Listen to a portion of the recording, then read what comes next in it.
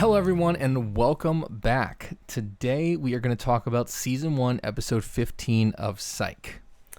If you guys are enjoying the show, please remember to like, subscribe, and share it with your friends. And we are very excited. We can't believe it's here already, but this is the last episode of Season 1. That's insane. I can't believe that. Yeah, it's happened so fast. We've been looking forward to getting into Season 2 the whole time, but it's still kind of crazy that we've already done 15 episodes. Oh my gosh, Matt, you realize, though, that means the next episode that we do this breakdown for is Season 2? Yep. Yeah, we're starting Season 2. It's going to be very exciting. I'm so excited. Season 2 is amazing. And Season 2 is, I think, my very favorite season, so I'm super excited. It definitely has a fantastic lineup of episodes, no doubt. Dare I say I'm psyched about it? No, we shouldn't say that. I'm just kidding. I love a good pun. I totally think we should. Okay, yeah. so this is the last episode. Yeah, last episode. We have a huge announcement for everybody today. On our next episode, we will be doing a wrap-up of Season 1. And wait for it. We have an interview with one of our favorite, gentle, sweet, always helpful Santa Barbara police officers, the one and only Sage Brocklebank, or as we know and love him, Buzz McNabb. Yep. It's very exciting. We're going to be doing the interview soon, and we are really looking forward to it. He seems like a really nice guy. He was great with us setting up the interview, so we're excited, and we are happy to have him on the show. We absolutely are happy to have him on the show. And so I don't know. It's just exciting. It's really exciting. Yeah, so it kind of makes this even realer than it is. Getting another party involved, especially one that, he's on the show that we love. And I don't know, it's crazy. It's great. It's just super exciting to think about getting any sort of insight firsthand. And you see interviews all the time, and you always have things you're like, oh, I wish they'd have asked this, or I'd like to ask this person that, and we're actually getting to do that, and it's just really exciting. So yeah, it's our first ever interview. Yeah, and we will let you guys know when that's gonna drop. And so follow us on our page on Facebook and Instagram, and you'll see information about exactly when that episode will drop. Okay. Hopefully it's the first of several. So we'll see how that goes. Absolutely. So next thing we want to get into is our fan emails or posts. And we do have a new fan email. We actually have somebody who's emailed in a couple times now, Glenn. And he wrote, "Hey guys, wondering your thoughts on the flashbacks. I always preferred every iteration of young Gus over young Shawn. I know there aren't technically all 80s references, but I definitely like the past pop culture callouts. And I don't know how far ahead you guys are in recording, so this might be too late to have your thoughts on doing a season recap. Favorite guest stars, favorite laugh out loud moments, etc. Glenn, thank you for messaging in, and we're happy to answer your questions. So starting with the first one, Barb, wondering what your thoughts are on flashbacks. Preferring, and do you have a preference over young Shawn or young Gus, or maybe you want to restate if you have a favorite young actor for those roles? Yeah. All right. My thoughts on flashbacks. I love the flashbacks, first of all, because I always think that they have some sort of tie-in to the show, which I'm 100% positive was completely intended and written that way on purpose. But I like how they took something from so long ago, and they also give you a little bit of insight about Henry's role in helping Shawn become who he is. So I love that part of it. For character building, it's just perfection. I never preferred the iterations of Gus over Shawn because I think Liam is such a great young Shawn. He is, to me, looks like he could have grown up to be him. He has a great way of showing the disappointment that Shawn felt when he was younger. I really liked Liam as young Shawn. So and this whole first season, for example, did not like young Gus. And so I just never felt like he was cast like as somebody who looked enough like him, or I don't know.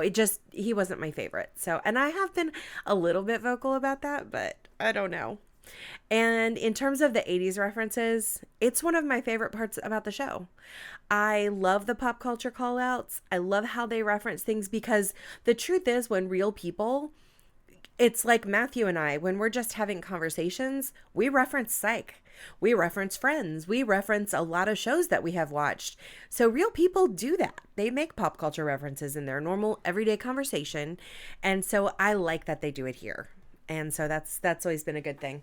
I believe I've found your favorite Gus. Okay. Your favorite iteration of Gus? Yes.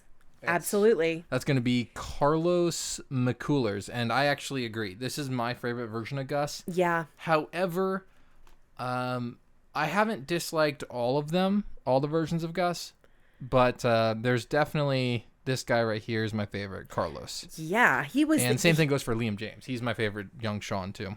Yeah, he's just the best one. Mm-hmm. And in terms of how far ahead we record, we generally record 1 to 2 weeks prior to when you guys hear the episodes.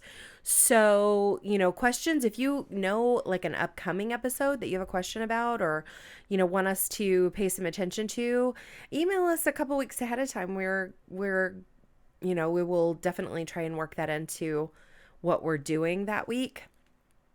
But we are going to be doing a recap. So we talked about that a little bit in the news section of the show, that we're going to do a recap. So wait for that. Wait for all those stats. And hopefully you guys will put some input in as well on what your favorite episodes are. Rate the episodes by Pineapple, and we'll try and put out there what the general consensus was about the season as well.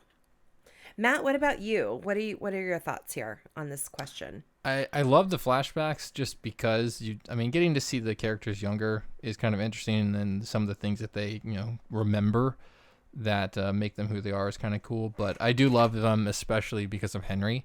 I love seeing Henry in the flashbacks. It really solidifies how Shawn came to be how he is, with, seeing how Henry raised him. And I think that's always fun. I already told you which one was my favorite, Shawn and Gus, for the young ones, but I do like them. How do you feel about the 80s references? And I love the references. I don't know all of them. I know that they're references. I know them when I hear them. I don't know all of them, though. So, sometimes it's a learning moment. But I do love that style, though. I think you're right there. It's the things that make you who you are, and the things that kind of shape you as a person that you reference and know. So yeah, I do think that's cool, and I think it's a cool way to look at it. But we record 1 to 2 weeks out, and yeah, you summed it all up. So yeah, look forward to that in the future. Okay. Glenn, thanks again for the question. We really appreciate you writing in. I'm so glad you're such a fan of the show. It's kind of awesome. Yeah, if you have any theories about anything, if you think we're wrong on anything that we break down, or anything that we analyze, or even if you think we're just over analyzing something and it wasn't supposed to be as deep as it was, let us know. I really like talking about that stuff. We come up with some we have some different types of revelations sometimes on the show where you just overthink something, or you look deeper into something that you thought was small, and I think that's interesting. Mm-hmm. Definitely. And we always like communicating with other Psych fans. Sure. Mm-hmm. All right, so Barb, what episode are we watching this week? What do we got? So this week we are watching the episode titled Scary Sherry, Biancas Toast, which aired originally on March 2nd, 2007. It was written by Steve Franks, James Roday Rodriguez, and Anupam Nigam, and it was directed by John Landis. Finally, we see James as a writer. He wrote on 16 episodes of the show, but had input on many, many more. Steve Franks said that every week they spent a day together talking about where the show should go and, episode ideas, and lots of collaboration was there. He has also written on all 3 of the movies, a TV series called Into the Dark, Quest for the Truth, which was a TV movie, and a movie Gravy, also starred in and directed that as well, and Skinwalkers. So John Landis started off acting, and he has acting credits that date back to 1970, mostly small roles, but then he started directing in 1973. His first big movie that he directed was National Lampoon's Animal House in 1978. Now, talk about starting off with a bang. That movie was a huge, huge, huge hit. He went on to become a comedy directing legend with 80s movies like The Blues Brothers, Trading Places, Spies Like Us, Three Amigos, Coming to America, Beverly Hills Cop 3. And he even directed and wrote Michael Jackson's Thriller video, which changed the face of videos. Like, everybody after that was trying to make little mini movies as videos. And that, I can remember my sister and I sitting just watching MTV, just waiting for that video to come on. You would just wait for it. So yeah, he really did some kind of major things in his career. Lately, he directed things like Franklin and Bash, many documentaries about Michael Jackson, Paul McCartney, but he did direct 3 episodes of Psych. He directed this one, American Duos, which is coming soon, and Christmas Joy. So those were all awesome episodes. So yeah. I was going to say, so he directed some of my favorites. Yeah. Mm-hmm. Yeah. Well, I also did love that Steve Franks was so open to James being involved in the writing. With a character as unique as, Shawn Spencer. And I don't know, it just with all his like Shawnisms, it's good that there was a director that was willing to let him get so involved in it. I definitely think that was a great thing for the show. But yeah, I'm that's great. I'm happy that he got into it because he's done a lot since then. I did see this past week an interview that they did where they were talking about that, and I thought it was funny that they said we would see all these, all this footage of Dule and James doing things on, like, while they were waiting on set, and they're like, let them do that in the scene, and they would write it in. So I thought that was kind of cool. He did a lot of collaboration, which was awesome. I would love to be a fly on the wall of the set, and it's unfortunate that it happened so long ago because they don't have just tons of B-roll anymore, and like they do now, where the people like record behind the scenes all the time, and like all the scripts and stuff they're not like floating around out there anymore because they probably weren't all digital at the time. I'm assuming they probably were all paper because I can't find them online anywhere. So it really was unfortunate that it happened so long ago. There's lots of unanswered questions that I would love to get into. But there are still movies. That's true. That is true. So, Matthew, do you want to give us a synopsis about this episode? Oh, yeah, sure. I can do that, I guess. So this week's episode, Juliet goes undercover in a college sorority following the death of one of their pledges. The victim died in the same way as Scary Sherry, a local urban legend, but Juliet is not convinced it's a copycat suicide. She invites Shawn and Gus along to help her solve the case. And so now let's just break down the episode a little bit, Matt. How does it start out? So right at the start, we have our flashback as usual. We have young Shawn and Gus and Henry. It's Halloween 1987. The kids are out trick-or-treating. Shawn is dressed up as a police officer, and his dad is rightly in uniform with his cop car there. Can I just say that I look at this, and Shawn looks less than excited about the whole experience. So I'm thinking here that Henry probably made him dress as a cop. What do you think? See, hold on. In a minute, though, we get into why he's not excited. Because, he's not happy. He's not happy about it, but it's because he has to wait to eat his candy until his dad runs it through the x-ray machine at work. Okay, but I totally get this. As a parent, I totally get this. And especially for Henry, who has seen the evil in people, okay? So, like, he's thinking, I'm protecting my kid, and I get it. I never would let my kids eat candy till they came home and it was inspected. So I get it. I yes, do get however, it. I do think that you're probably right, and I'm thinking that Shawn was probably pushed into dressing up as a police officer. Absolutely. Because I don't think in any of the flashback scenes throughout the show we see Shawn where he avidly wants to be a police officer. Right. I I think don't think we ever Henry see that. wants it, Henry but definitely Shawn wants doesn't. it. But yeah. Young Gus is dressed up as Lando Calrissian from Star Wars, which is hilarious. It sort of reminded me of like Al Sharpton. I will be honest with you because I'm not a Star Wars fan. I did not get his costume at all when I was watching this. I was like, what the hell? What the hell is Gus dressed as? I don't see it. I don't know. Mm-hmm. Is he the character? Okay, wait a minute. So who played his character in Star Wars?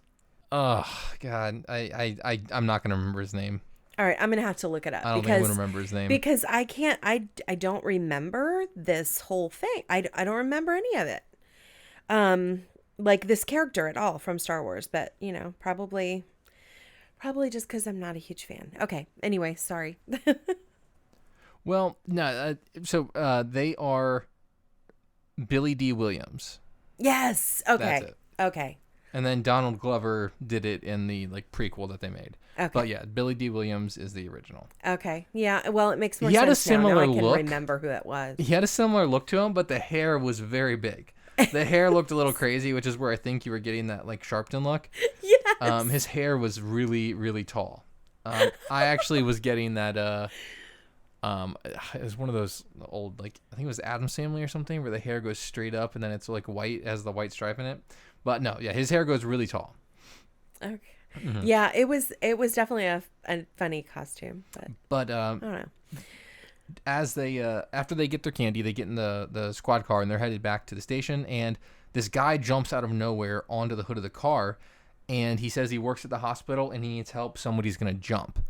Let's stop here. Why did the guy feel that he needed to literally jump onto the windshield of the car? Could you not have flagged him down? Right, or you could have been yelling as you go. Right. But I think it was just to add to the scariness of the episode. Okay. Give you a little startle. Right, a little jump scare. But we wouldn't be doing our job if we didn't question things. Right. Okay? And right. I also want to question, so in this scene, Henry was in the driver's seat. The guy approached from the driver's side door. Henry's window was down. So when the guy jumped on the front of the car, he then moved towards the window, or he could have moved towards the window.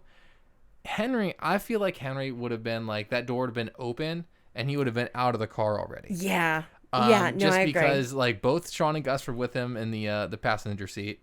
And yeah, I think that it would have gone down a little differently in character, but I do get that the purpose is not to play the whole episode there, and it's just to move the story along.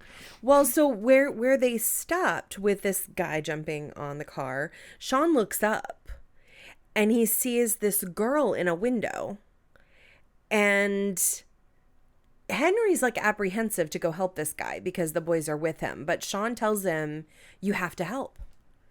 Mm-hmm. Yeah, so they drive over, they pull up to it, and we see the name of it. It's Wispy Sunny Pines. It's a mental hospital, and they get a better look at the person in the window, and Henry starts to head up, but he emphasizes before he goes not to look or listen to what happens. And to stay in the car. Right. And then he tells the boys to stay, and then he heads up. And naturally, their eyes are closed initially. But what's the first, when somebody in any show, any movie, when someone says stay in the car or close your eyes, what did he really expect these kids to not open their eyes and see what was going on? He expected them to sense. Well, Gus did. Well, Gus sensing did. the severity of the situation and to know not to do anything dumb. But yeah, no, they definitely didn't, because it was kind of funny. It was they closed their eyes and their eyes were squinted shut, and then a few seconds later, Shawn's like, "Are you thinking what I'm thinking?" And Gus is next to him, not even sort of, as Shawn starts to open his eyes and sees the woman in the window, and then he sees her kind of start to fall, Yes, and then he hears like the crowd watching. around him, the crowd outside that's like up against the barricades. And I starts to react. love Gus's reaction here, because Gus is like, so Gus covers Shawn's eyes, and like, to me, I loved that Gus was already smart enough to know that if Shawn watched it, it would haunt him. So he was like already protective of Shawn, like even when they were kids. He put his hands over his eyes and blocked Shawn's view as the woman started to lean forward. And he says, "You'll thank me later," as Shawn is like trying to pull at his hand to try and get it down so he can see. And then Shawn gets it down eventually, and they both open their eyes and look up, and they see the window is empty. So obviously, they think she has fallen to her death. Yeah, and for a kid, like the way that this was set up with the sirens, the people all around, the urgency of like their dad getting out and running in, like this is a very scary scene. And it's I traumatic totally even. get that this is something that like scarred them as a kid. Yeah. And I totally get how it affects specifically Gus throughout the episode. It's definitely, well, yeah. Gus was scarred. Shawn was a little disturbed for like a few days, but Gus was scarred. Gus was definitely scarred. Okay, so now we cut to 20 years later at the Wispy Sunny Pines, the hospital that has been clearly shut down and like boarded up and is just, a tragic looking place from outside. And what I thought was so funny is like the name of it is Wispy Sunny Pines, and it's raining in that scene. That's like irony for me.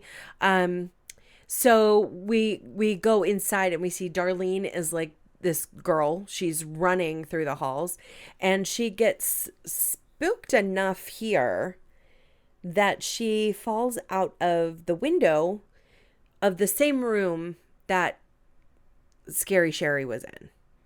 Yeah, so we see it.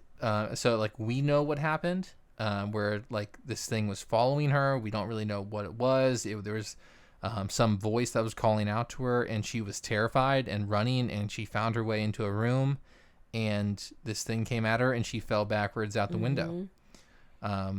So, and that's where the scene ends.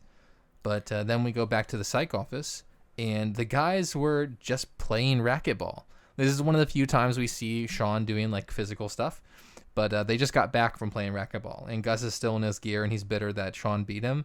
And one thing I thought was funny was that Gus has a move called the worm burner in racquetball, and Shawn is like, "You can't do that. That's the name of my strikeout pitch in wiffle ball."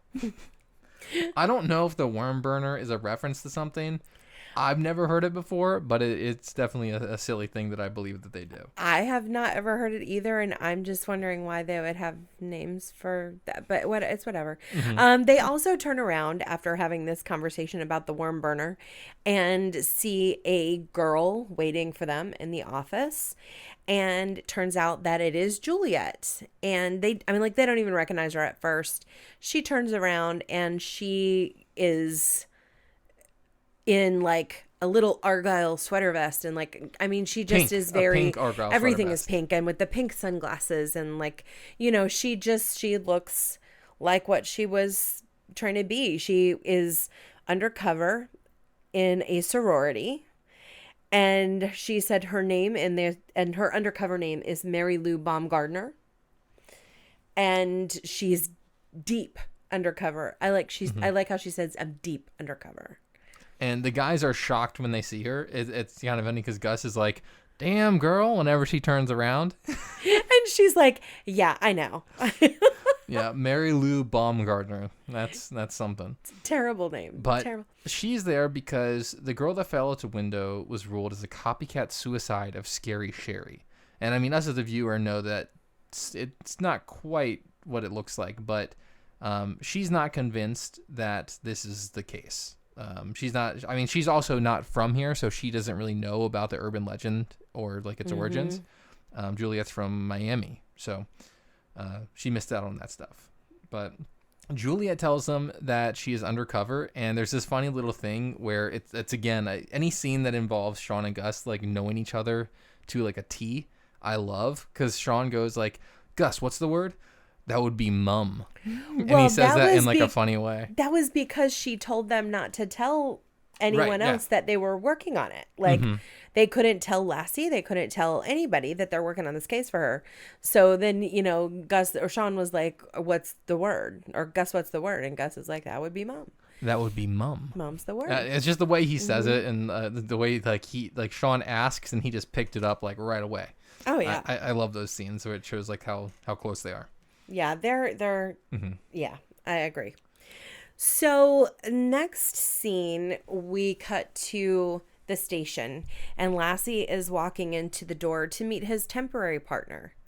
After he has insulted her age because, she couldn't possibly be a new detective at her age, she basically tells him to screw himself. And it's just not a really nice beginning. I feel like Lassie already knows that this is not going to be a good experience. Well, let's be clear, though. This is a 60-year-old woman who is a rookie cop. She has a temper and a lot of medical problems. Yeah, and she failed it 13 times. The entrance exam 13 times, and the last time she actually said that she had to sue the department to let her take it again. Yeah, this is not going to be fun for Lassie at all. Like I don't think it's going to be fun for him. Yeah, he doesn't look excited for it, and she actually calls Lassiter Scarecrow. And I thought that was funny because that actually brings me to an interesting point. Do you think we should add to our notable points strangely correct descriptions of Lassiter? That happens so often throughout the show, and I mean, more like you can count on two hands how many times people give really strange descriptions of Lassiter that are strangely accurate as well. I don't know. I'm definitely going to call all of them out the same way that we call out Gus nicknames. Okay. Because I know it happens. I know it happens often, and I love all of them. I actually have to look up some of them because most of them are 80s references like tied together. But I don't know. I thought that was an interesting one that I forgot about. I don't know. I never thought about them that much. Gus's names I think about because Shawn gives them to him, like sometimes on the fly. Like, I mean, yeah, anyway. Okay, so we are at 7 minutes, 45 seconds. We're at the sorority house. Juliet has invited Shawn and Gus there. And what I really loved about this scene, because I know you've got some sort of detail stuff going on, but I really loved that Gus is so clearly happy to be sitting on the couch surrounded by the sorority girls. Did you see his face the whole time? Mm-hmm. Yeah, he's enjoying the view quite a bit. He was loving it. It was like he wasn't even listening. His happy place. He wasn't even listening. Anytime like he got referenced, he was like, "Oh, what?" Yeah, I mean, he was so happy right there. That is what in this scene made me laugh. Mm-hmm. 9 minutes, 30 seconds in, they're at the house, and Shawn has a bit with Juliet where he's trying to pretend like he doesn't really know her, and he does this thing with her name that I thought was funny, and he does like this series of like fake last names until he remembers the real one, and I don't know, it's the way he does it. I love that, and I think it was really funny. It was like Matt Blainer. Yeah, it was cute. Like he does this like cute stretched out thing where he goes through several different iterations of it, and then he's like Baumgartner. That's it. Yeah. I like how in that particular scene they're having this exchange, and he says, "I'm gonna need a piece of clothing. Usually it would be an undergarment," and she's like, "Wouldn't you need that from the victim?" And he goes, "I've heard it both ways." This is the first one of those I think we've had. Is it the first one? Yes. And I do not recall that being in any other episode up until now. If I'm wrong, listeners, call me out on it. But I believe that this is the first one of those. And I loved it. Loved it. I'm not so sure about that. I don't know. I feel like we've heard it. I mean, it could have been me watching it in my spare time. But I feel like we've heard one. I really don't think we have yet. I think this is the start of it. And so that's kind of exciting for me.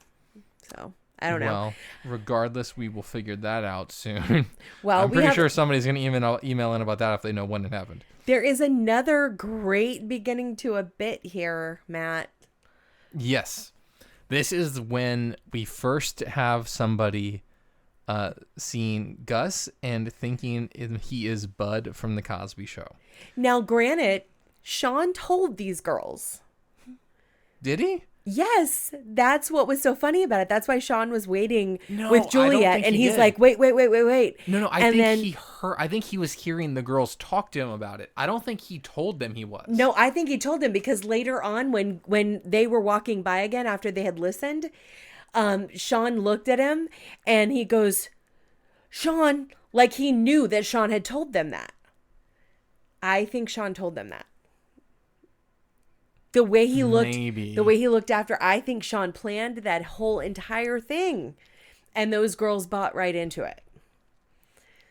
But I thought it was very funny. I mean, I thought it was funny because even from my point of view, where he didn't tell him, and the girls just kind of were talking about it with each other, like, "Oh, he kind of looks like him.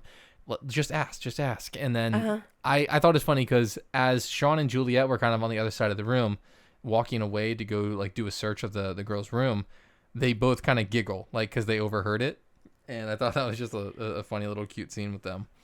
Yeah, I personally think that's why they sort of waited right there and didn't go anywhere, is that Shawn was like, wait.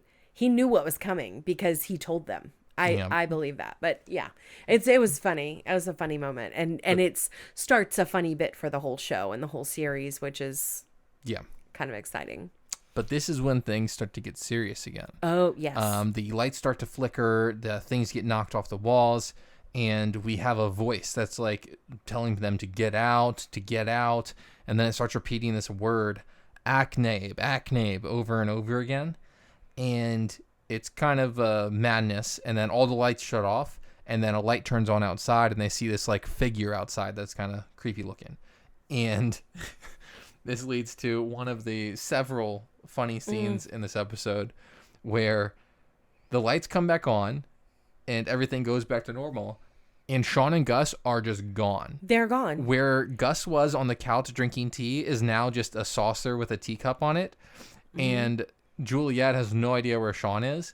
And they are running outside screaming. They're terrified. Gus is running. They're both running to the Blueberry. I love when Gus screams. He's screaming, but he's also screaming, "We're going to die. We're going to die. Repeatedly, we're going to die."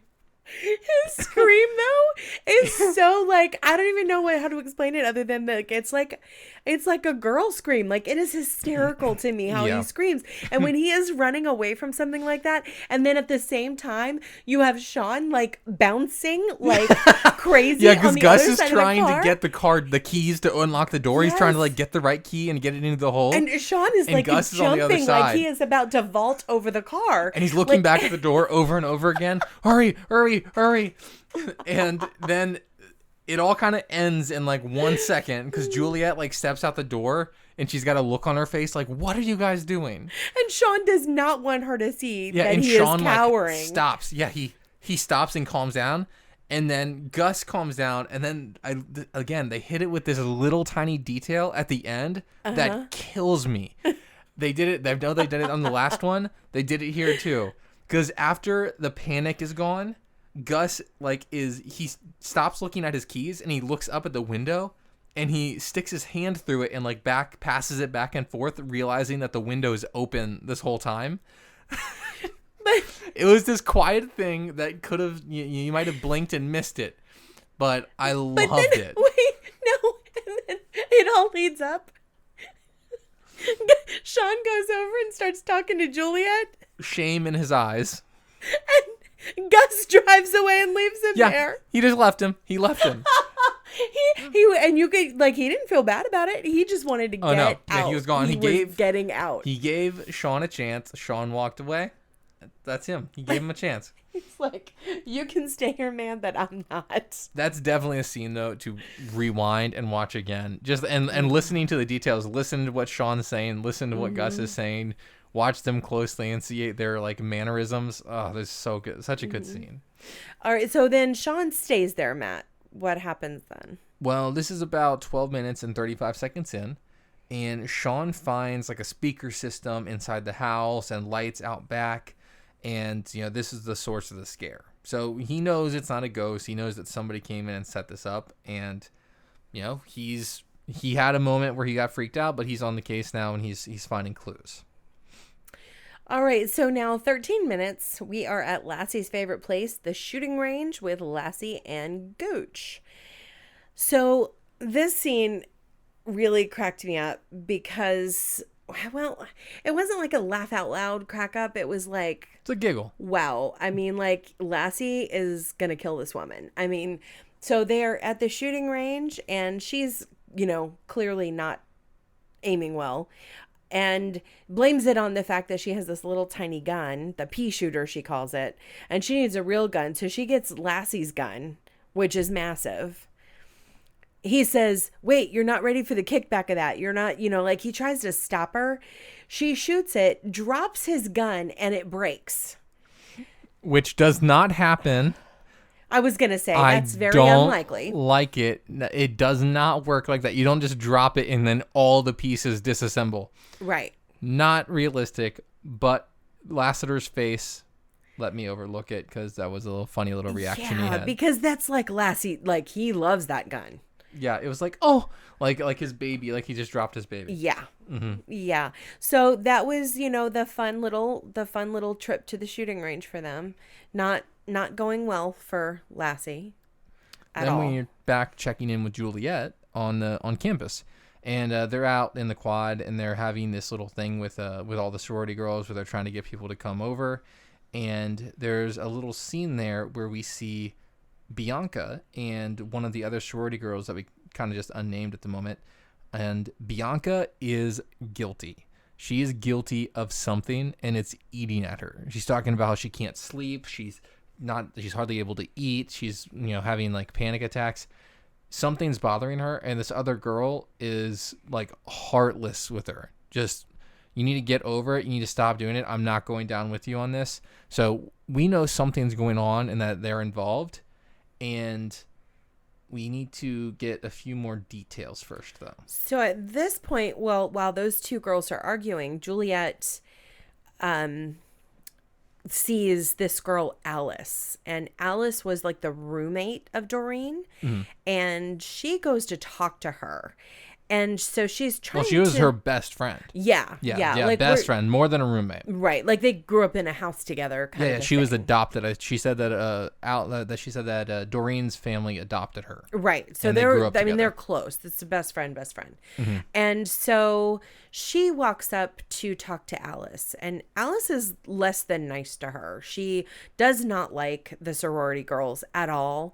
She asks Juliet, what is it like to be queen of the damned?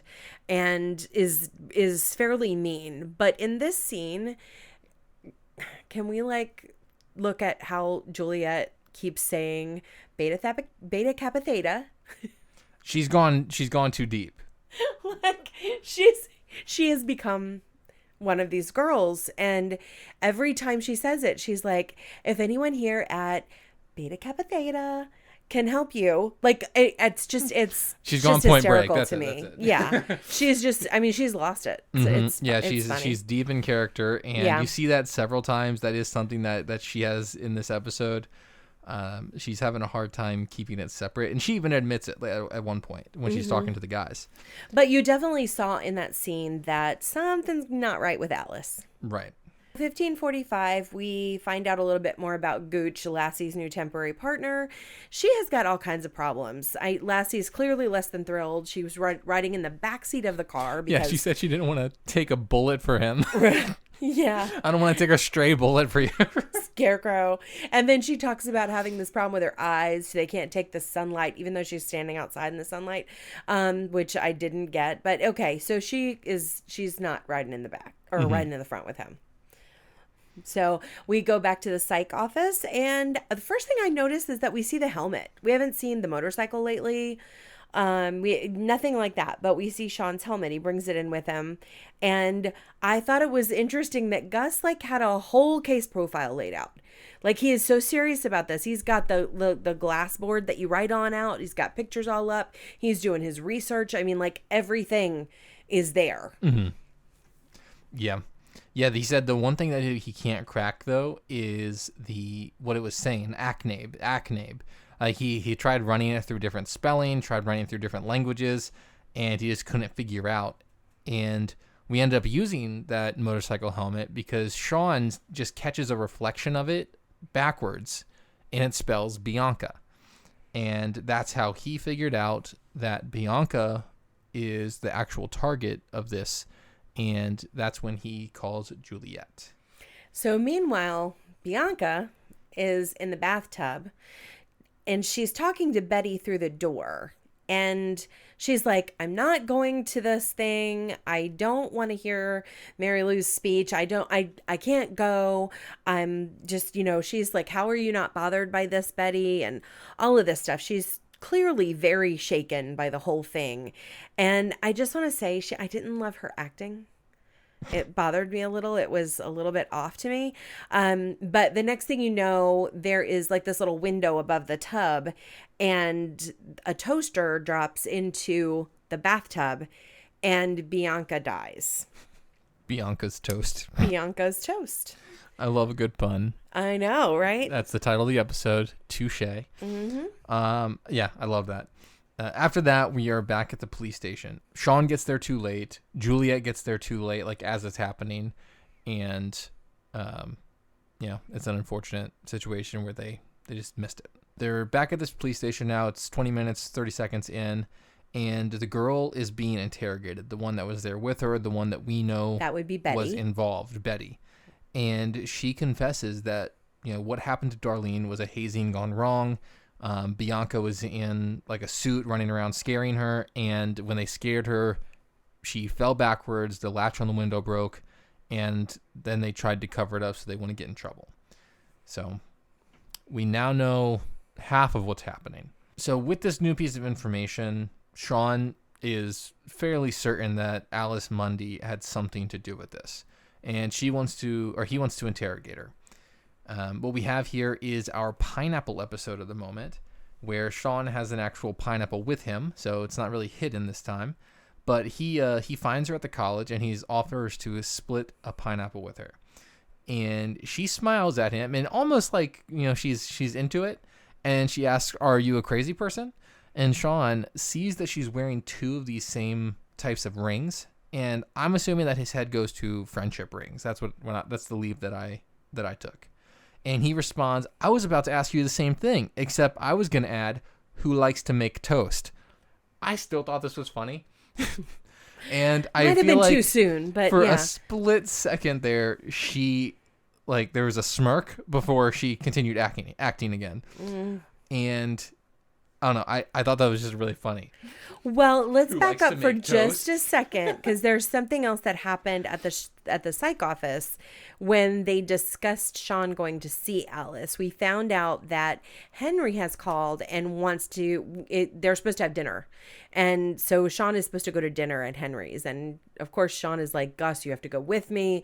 I'm supposed to bring dessert. You have to go with me." So they are planning on going to dinner at Henry's house. So then they split up for a while. And what I thought another thing was funny about that is that he's asking Gus, what are you going to do?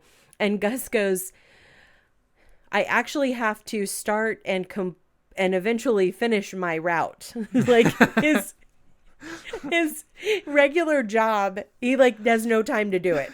So he's going to go do that while Shawn talks to Alice. So then Shawn talks to Alice and offers her some pineapple. And I want to just point out that during that scene, James Roday looked so amazing during that scene. Hair was on point. Lighting was perfect. Plaid shirt was working for him. Anyway, it's just my note of the week about the look of everything, because it was perfect this week. Mm-hmm. So, all right. So now we cut to the convenience store. Lassie and Gooch still on their little temporary adventure. And there are more problems. So far, I think we have that she's deaf in the left ear. We have retinal problems with the eyes. And now she has arthritis in her thumb. So she can't possibly take notes about the crime scene. So Lassie has to do it. And he's like miserable. So they're in this little convenience store. And it's this kid working behind the counter. And somebody has robbed them. And she starts losing it on the kid. And like jumps over the counter, leaps at him, is grabbing him by the collar, and this kid doesn't know what to do. So he just runs. He runs away from her, and she's looking at Lassie like, aren't you going to go get him? Well, she threatened him too. Yeah. She's like, I know how to get information out of this kid. And that's when he takes off. And Lassie's like, he's the victim. He's the victim, Goochberg. That was a little bit funny to me. Yeah, I love that. Yeah, Lassie is just, he's losing. He doesn't know, there's too much nonsense happening, and he doesn't quite know how to handle this. Yes. Next scene. Well, no, I'm sorry, that's you. Go ahead. Invitation. We also see a little tidbit. It's just a quick little scene where it's back at Juliet, and somebody left a invitation for her on the doorstep for a candlelight vigil at the hospital for Darlene. And we see her get in the car to head off for that. So at about 27 minutes, 16 seconds, we are at Henry's house. And the guys are sitting there with Henry at dinner. And he finds out that they are working on this case with Juliet. And it has to do with Scary Sherry. And so at this dinner, like some interesting information comes out. And things that these kids were never aware of because they closed their eyes. And they didn't know that Henry had actually saved her that night. She never jumped out the window. He pulled her back in. So the reason they didn't see her is because she was inside, not up in the window anymore. So I thought that was kind of cool because I don't know. Anyway, this is where you get a really great Henry lesson. Mm-hmm. And... Well, hold on. Before we get to the Henry lesson, there's a little scene there that I enjoyed where Henry asked Shawn if he'd looked, and like it goes back a complete reference to the opening scene. And Shawn says, "I was 9 years old. Of course I looked." And then Henry goes on about how he knew it. It was a lack of respect, and he was breaking protocol. Mm-hmm. And Shawn is like, "Again, can I plead 9 years old?" Henry's still upset, and I love that. Yeah, but he does come up to Shawn, and well, there's two kind of cool things that happen in this scene. And so first he comes up to Shawn and he says, sometimes the truth is right in front of your eyes. You just have to choose to see it. Right.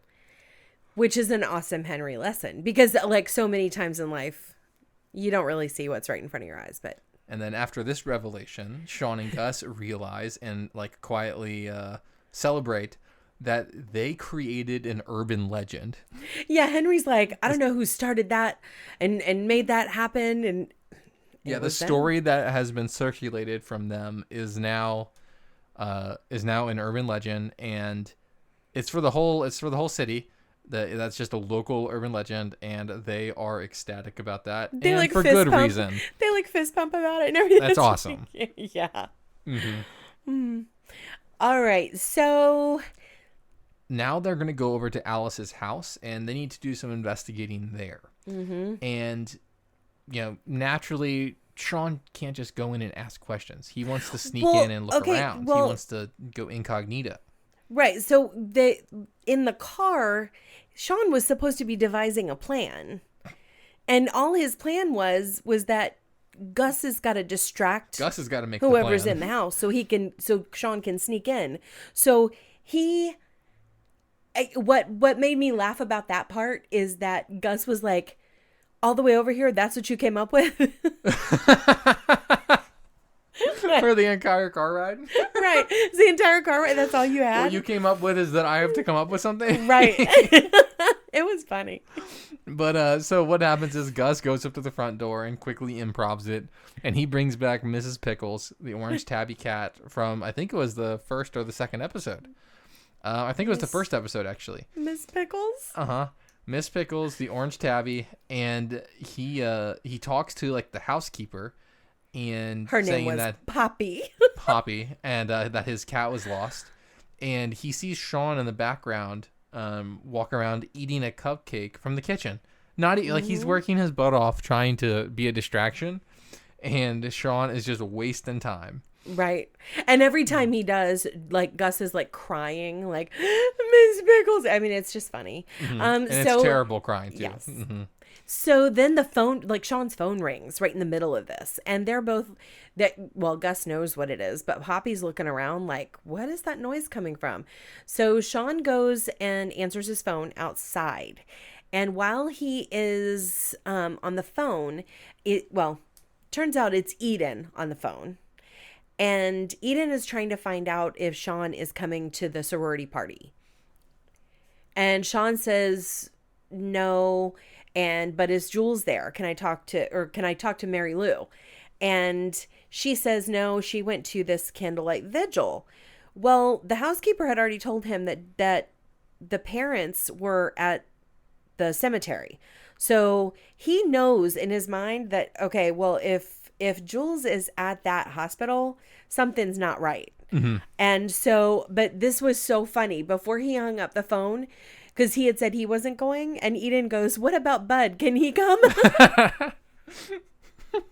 And then right after that, we go back to Gus with the housekeeper, and she goes, has anyone ever told you that you look like Bud from the Cosby Show? But she's got it in her accent. Has anybody ever told you look like Bud? It was so funny. That was my very favorite scene of this episode, was how it went right from one to right the into other. the other. And it was just perfect. And Gus, his face was so telling. He was like, I am not Bud.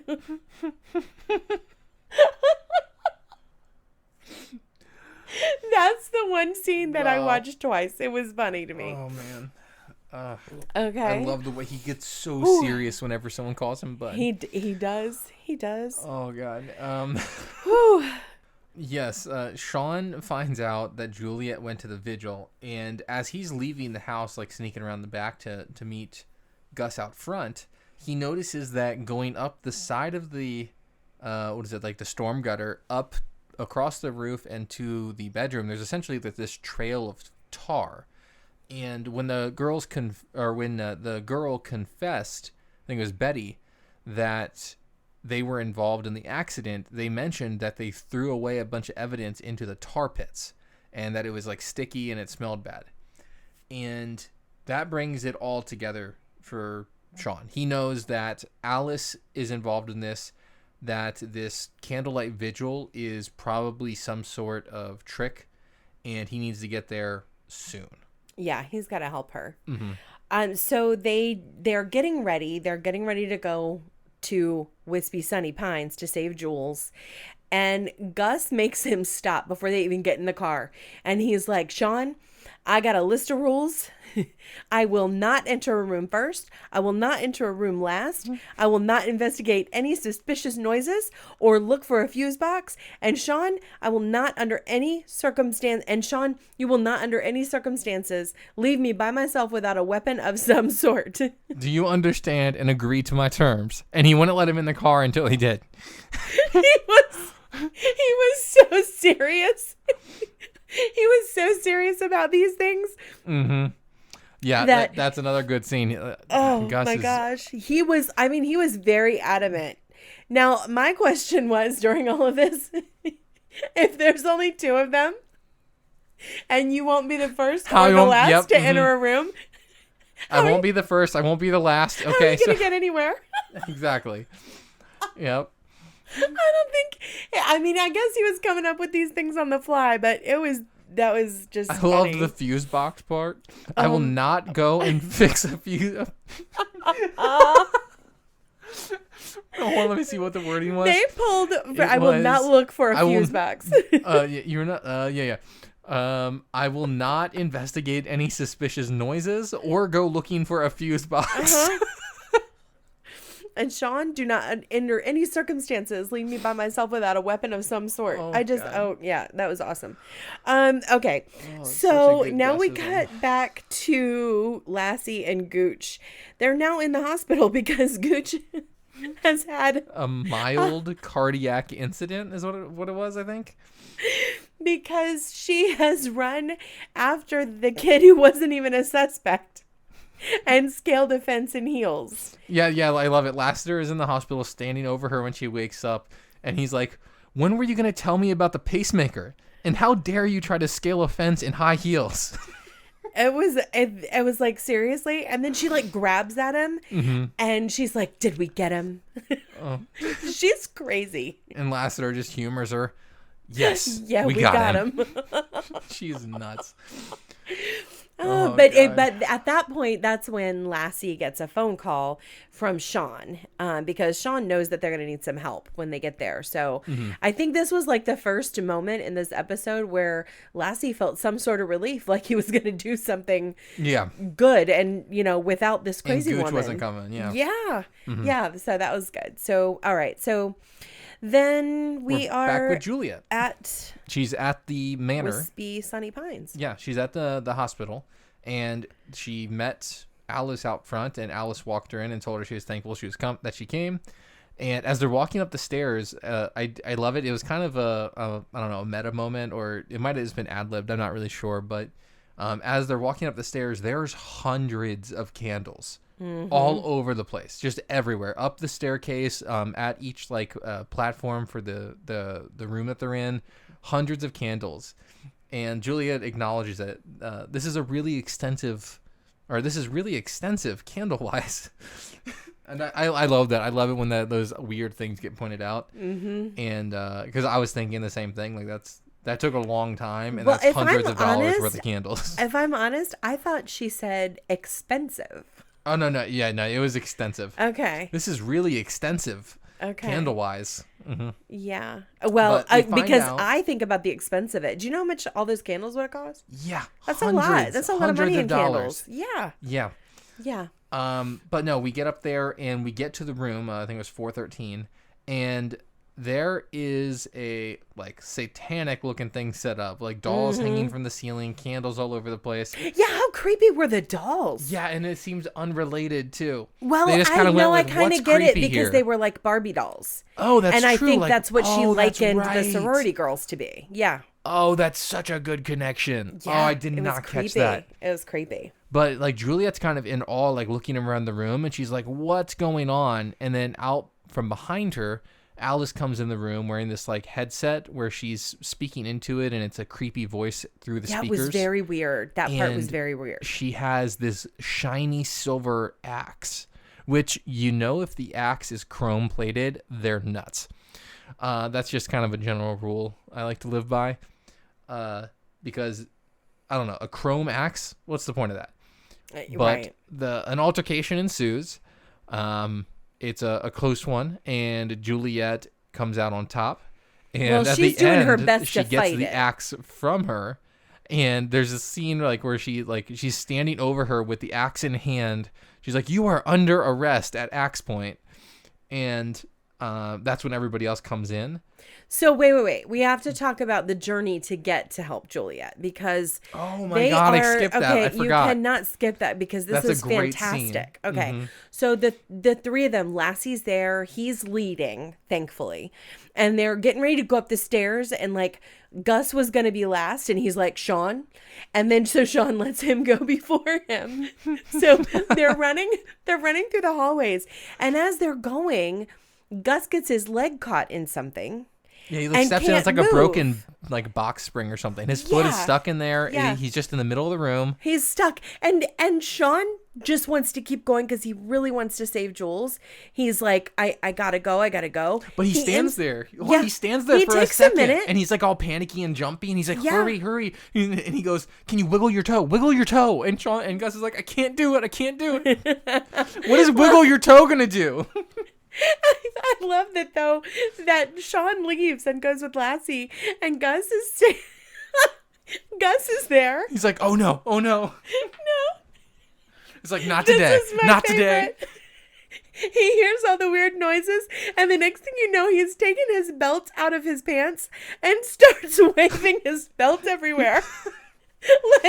So he's hearing the grunts and moans from the fight between Juliet and Alice upstairs while she's wearing the headset, but it sounds like spirits are about to like attack him. He is, and then like the curtain behind him is blowing. It's like a whole thing, but he is just waving that belt like he is going to hurt somebody with it. It was so funny. And then what I really love is like later when they show him again. Well, hold on. So after the scene, Lassiter gets up to the room. He helps Juliet arrest her and put her in handcuffs. And then they're outside on the stairs to the building. And the chief's there. They're telling the chief what's going on. And then Alice is like, what would you, if it was your best friend that died, what would you do, Shawn? She was my best friend. And then he's like, oh my God. Yeah, Gus is still in there. Then cut to Gus again. Gus is like crying. Foot's still stuck. He has worn himself out completely exhausted. with the belt. And he can like hardly move it at that point. He's slowly like whipping his hand around. He can barely do anything. And then Shawn comes on the creepy headset and says work the laces, Gus. And then that's Gus's second win. It's like, he's Shawn, like, get no. out here. That was really, really good. Okay, so now this girl's been arrested. That's awesome. We go back to the station. And it's Lassie walking into the chief's office and saying to her, what did I do? Essentially, he wants to know what he did to deserve being partnered with Goochberg. And then he gets a glimpse of what people see him as, because the chief tells him, we thought it would be a really great pairing. Everybody did, you know, because everybody thought so you would much hit like it off. you. Everyone thought you would hit it off. And he's like, is that how people really see me? So like he gets this minute where he gets like he feels weird, like, yeah, like internal like reflection or something. Yeah, almost like he wants to sort of change himself a little bit, because like at the same time he turns around to go out into the station, and Shawn and Juliet and Gus are sitting there eating Chinese food, and they're cracking up laughing and talking about everything that happened to Gus, and like it's like this funny moment, and I think he sees himself on the outside of it. So it was kind of cool. He smiles, and then he like realizes that he doesn't really know how to be that way. And so he turns around to walk away, and they all noticed him there and threw him a fortune cookie. And then he walks away smiling again. Well, they all gave him like a smile. Like they gave him an accepting smile. Yeah, like they know. And then he turned around and smiled, and, you know. Yeah, like he knows he's part of the group. Even though he's not like them exactly. Yeah. He doesn't know how to act that way, but he's part of that group, and they sort of all solidified that. It was good. At the table, like the stuff that they were laughing about, they were laughing at themselves. Like, oh yeah, they were laughing at Gus. Gus was laughing at himself. He was saying that like, you were freaking out too, you know it. Like it was just a good scene. It was a cool scene, and I just really enjoyed it. Yeah, it was a nice ending. All right, so that's the episode. Matt, what were your general thoughts about this episode? What did you think, and how many pineapples do you give it? All right, so I had kind of mixed thoughts about this episode. I really liked it. I thought that there was several really good scenes, and the general tone of it, I guess, compared to the last two was, I don't know, more friendly. We got all the characters, and I don't know, it was, I don't know, it was one of those episodes that I guess did feel very Psych-like. You know, in this first season specifically, several of these, you know, they haven't quite worked it out, or they go in a different direction than normal, and it doesn't quite feel the same. Like the focus is not on the characters, it's more on the case or something like that. And this scene, it was on point. That it was on the characters. The case was kind of just like a placeholder thing that they were following in that keeps them all together. Because the case is actually what I didn't like. Maybe it's because, you know, maybe it doesn't hold up over time. Because this is kind of this is a scenario. This whole like dying during a hazing thing has been done a lot. I don't know, you know, back in 2006 or 2007 when this one was out, if it had been done all the time then, but from the very beginning, I knew it was Alice. Like, I don't know. I don't remember how I felt about it the first time I saw it. I mean, I know all of these episodes now, so I try to be unbiased or try to look at it with fresh eyes, but it seemed so obvious that it was her. Well, she was the only sort of negative character in the whole episode. That's true. Yeah. So it wasn't Aside very from the hard other- to figure it out. Yeah, aside from the other sorority girls, like maybe one of them did it. I mean, whenever Bianca got fried in the bathtub, it could have been somebody else inside the like sorority house, maybe. But But although they no, hadn't even in that introduced scene- anyone else as a character, though. that's true. Other than the two girls that were talking to each other, and obviously if Betty's standing outside the door talking to her, she's not lowering the toaster into the tub. So it was like she was really the only logical, person that would have done it. It's interesting though what you said, because I had kind of the same thoughts here. Mm-hmm. How many pineapples did you give it? Let me see here. So, let me see. According to our scale, 3 pineapples is a good episode. It's still funny after seeing it several times. 4 pineapples is that this episode is on my favorites list. I mean, I do give it a little bit extra because it's a themed episode. I love the holiday ones. Those ones are always fun. And this one's a Halloween one.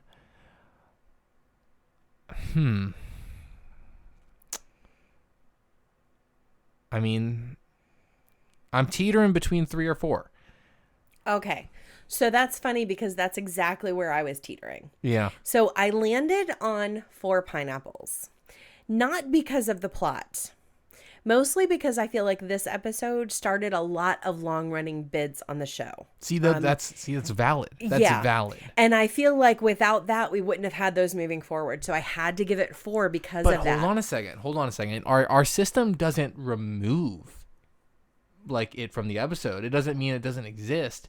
Those things still exist, but is this episode No. I know they still exist, but what I'm saying is if they had never made this episode, maybe we wouldn't have those great long-running bits. I'm not saying that. I'm not saying that we're not saying that the episode doesn't exist with this. I'm just asking, is this episode, regardless of its effects on the rest of the show, is this episode on your list of favorites?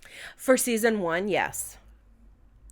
See, This, our I think, scale, was our one of scale the- isn't 4 seasons. I know, but for me, I landed on 4. See, and our I'm grading allowed scale to, isn't 4 I'm seasons. allowed to land on 4. You're though. allowed to. I just want to make sure that I'm you. allowed to I just land want to on make 4, sure that you're and I can following have my the own scale. criteria. The criteria. I can have is my kind own of- criteria, Matt. I can have my 4 own criteria. pineapples means this episode is on your list of favorites for the show. You guys, this is what I deal with all the time. I'm just saying. So I'm giving it 4 pineapples. But I think on again, principle now I have to because- give it 3. Okay, well, you do that. You can be happy with your 3. For me, it got 4. So I love the Bud reference here. I love the I've heard it both ways. Because you also have to consider it. What other episodes fall under 4 pineapples? And comparatively, is it on the same this tier still falls as under those? 4 for me. Okay, Matt, all right. I'm allowed to give it however many right. pineapples I want to give it, and I landed on 4. Okay, So, I tried. Okay, so you don't need to talk me down. I'm good. I'm good with 4. I did not like Gooch at all in this episode. See, that's where I got weird. No, she drove me absolutely crazy. I think she was. I absolutely think that. Oh, see, there's a reason for her being there, but I really kind of wish they had done it with a different person.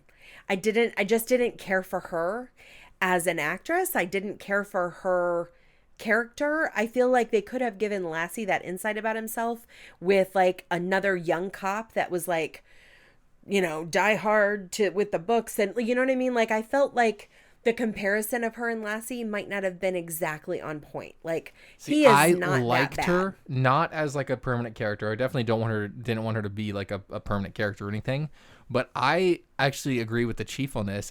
I thought that, looking back, I think that they really would have gotten along. Just like with the craziness of it. He did cause her to have some like extra work, and it did throw a wrench in his like normal like homeostasis of how things work. Have you ever heard the expression opposites attract? Yes, People don't tend to like people who are exactly like them. It But just is what it is. working well together. Well, it I is don't know. what it is. She I don't goes know. to like these extremes. She's willing to do what it takes. She likes guns and like all that stuff. I don't know. On paper, it seems like they would have been a good match. But yeah, I can see your side of it too. Yeah. I don't know. Okay. Let's move on. Because clearly that was like a point of contention there with the pineapples. So let's move on. Did you have an yeah moment in this episode, Matt? I think that my yeah moment would, I don't know if it counts for it. Like, so the yeah moment we have defined as the best part of the episode. And for me, the best part of the episode was when they ran out of the house screaming. I thought that was so funny, especially that little bit at the end where Gus like sticks his hand through the window afterwards and realizes that, he's been trying to get the car unlocked, but the window's been open the whole time. That killed me. I don't know if that really counts though as the best part of the episode, because for me, the case wasn't that like interesting for me. Yeah. I thought it was like pretty straightforward, and yeah, there wasn't really any other culprits or anything to suspect. There wasn't anything super crazy. It was kind of just that's how it was. So that's probably going to be the closest thing to my yeah moment. So for me, it was the Bud stuff. For me, it was the Bud stuff. I love that bit about Bud and people mistaking Gus for Bud. Too funny to me. That's the one thing in this episode that made me laugh, was when they did the back-to-back scenes. Like, I rewatched it. Like, it was really funny to me. So, how about Come On Son? You got one of those? Something I didn't love, but it would probably be the story. Like the I don't know, just the case in general. It wasn't my favorite. Maybe how there wasn't multiple, I don't know, like antagonists, I guess. Like there was just Alice, there was just Bianca. There was no mystery to it. Like it all seemed very well like laid out. And even the clues and stuff they got weren't anything super like cryptic or crazy. Like the craziest thing was Bianca backwards was acne. You almost though even wonder, why did Juliet have to be undercover to get those answers from these girls? Like, right, they could have done this without having someone in the sorority. I don't know. Yeah, there was a lot of like Deus Ex Machina stuff where it's just like it happens because it had to happen, and I don't know. Yeah, it just wasn't my favorite one. What about a wait for it? What did you have one?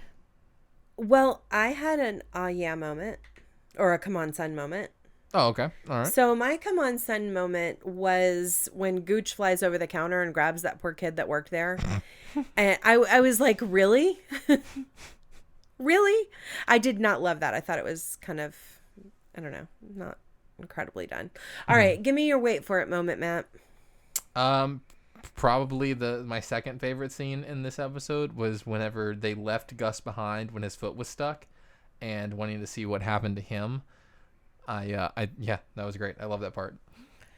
All right. Mine this time was at dinner with Henry when Henry finds out that they are working on the case and they learn the truth. Like, I really liked for it. I really liked that. That was like, he's talking to them and it was like, wait for it. And there it is. She did not die. He saved them. After 20 years, they learned the truth. I thought that was kind of a cool moment. Yeah. All right, Henry's lesson we got this time. You want to go ahead and repeat it, Matt? Yeah, we already said it in the show earlier, but sometimes sometimes the answer is right in front of your eyes. You just need to choose to see it. Yes. Mm-hmm. So we had some 80s references in this one, and they are Bud from The Cosby Show. Cosby Show ran from 1984 to 1992. Very, very popular family sitcom starring Bill Cosby. One of his daughters on the show, Rudy, had a best friend. Real name was Kenny, but she called him Bud. And she said it just like that every time. Bud. Anyway, played by Dion Richmond, and they really could definitely be brothers. Like, he really looks like Dule. There was also a reference to Radio Shack. Radio Shack was a franchised electronics store all across the country, very popular in the 80s and 90s, peaked in 99. There are no physical stores now, but it's still around online if you need electronics. Also referenced Basic Instinct, which wasn't 80s, it was 1992 technically, but starred a very popular 80s actor Michael Douglas and Sharon Stone. We also referenced Silence of the Lambs, which was a 1991 thriller starring Jodie Foster and Anthony Hopkins. All right. Yeah. You nailed it. Yeah. Woohoo. 80s references. We talked about the pineapple moment. Shawn, it was very clear in this episode. Yeah, not hidden at all, which I wasn't a big fan of. I like, finding it. Well, but every once in a while it's a little exhausting. So it's kind of nice when they just kind of put it there. I did kind of like that. Mm-hmm. It was like, okay, I don't have to search for this time. So, yeah, I don't think we had any nicknames for Gus, did we? No, I don't think so. No. Okay. I think this episode, I agree with you in terms of holding up over time. Like storyline wise, the storyline was just a little bit. The comedy's good. But the comedy was the awesome. comedy was awesome. Is on point. Psych fans should love it. Yeah. Well, that's it. That's it for this episode of the show. And this is the last episode of season 1, which means the next episode that we are going to be reviewing is season 2, episode 1, and American Duos. Yes. We are so excited. And everybody here who's listened to all the episodes, we really appreciate it. Thank you for supporting the show and listening and sharing it with your friends, emailing in, if Psych makes you happy, that's what we're here for, just to talk about the show that we love. So absolutely, because it makes us happy too. Please check us out in our Facebook group. We know, a podcast about Psych. We're also on Instagram, the Psych Podcast, one word. And if you have any questions or comments, please send those to our Gmail address at thepsychpodcast@gmail.com. Yep. That's it for this week's episode. We are thankful you guys listened all the way to the end. We appreciate it. And have a good week. Yeah, have a great week, guys. Bye.